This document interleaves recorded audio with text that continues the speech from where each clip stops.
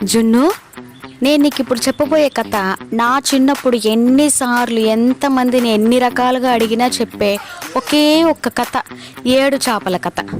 వింటావా మరి? అనగనగా ఒక ఊరిలో ఒక రాజు. ఆ రాజుకి 7 మంది కొడుకులు. 7 మంది కొడుకులు వేటకెళ్ళి 7 చేపలు తీసుకొచ్చారు. ఆ 7 చేపల్ని ఎండలో ఎండబెట్టారు. అలా ఎండబెట్టిన చేపల్లో 6 చేపలు ఎండాయి, ఒక చేప ఎండలేదట. అప్పుడు రాజు అడిగాడు, చేప నువ్వెందుకు ఎండలేదు అని. అప్పుడు చేప అంది, నాకు గడ్డివాము అడ్డం వచ్చింది అని.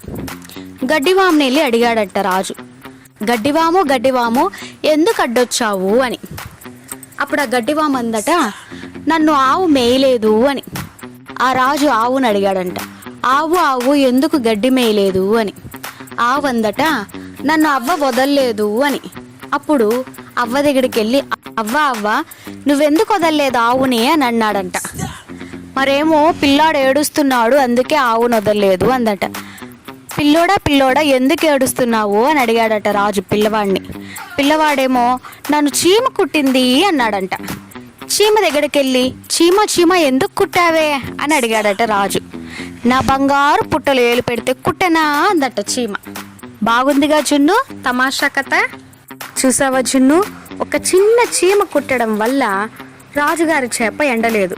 అంటే ఎక్కడో జరిగిన చిన్న తప్పు వల్ల, చిన్న పొరపాటు వల్ల ఇంకెక్కడో జరగాల్సిన పెద్ద పెద్ద కార్యాలు, పెద్ద పెద్ద పనులు కూడా ఆగిపోతాయి.